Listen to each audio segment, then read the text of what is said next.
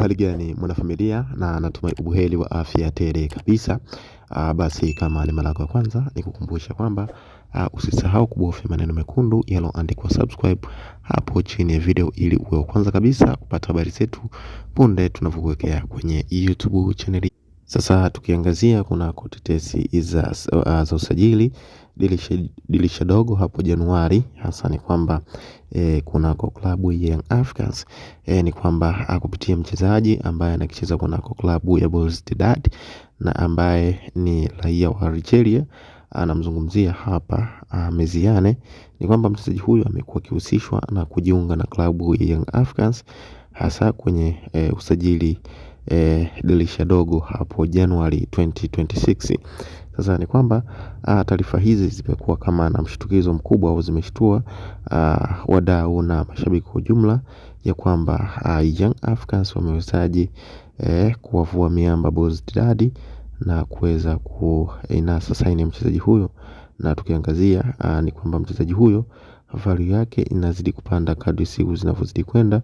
Hii ni kutokana na uwezo wake mkubwa na pia klabu anayoichezea na namna ambavyo imekuwa giant kila eneo, yani kila idara, hasa masuala ya kiuchumi na pia katika masuala mazima ya kiuwezo uwanjani. Kwa hiyo ni kwamba kwa taarifa ambazo tunazo ni kwamba mchezaji huyo kwa siku za hivi karibuni ameonekana kutojumuika sana na wachezaji wenzake, hasa katika mazoezi kwa ujumla. Sasa ni kwamba mchezaji huyo imekuja kujumuishwa na kutafsiriwa kwamba na kile ambacho kinaendelea baina yake pamoja na klabu ya Young Africans ambao walikuwa wakihusishwa, kuna sasa ni mchezaji huyo kadri iwezekanavyo kwa gharama yeyote ile. Kwa hiyo inaonekana namna gani GSM ameamua kuvunja kibubu kwa ajili ya kunasa saini ya mchezaji huyo, na lengo kuu ni kuhusiana na mashindano haya ya kimataifa.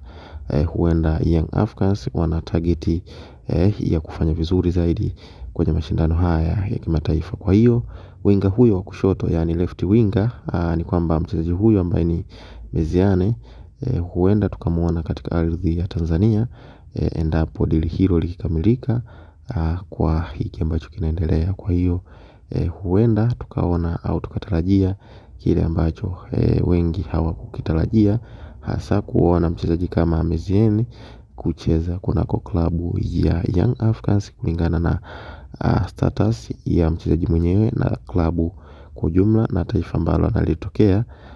Ni kwamba ni mchezaji ambaye kwa namna moja au nyingine ni mchezaji ambaye amekuwa akiangaliwa na vilabu vikubwa, yani amekuwa akimendewa, yani saini yake imekuwa ikimendewa na vilabu vingi barani Afrika.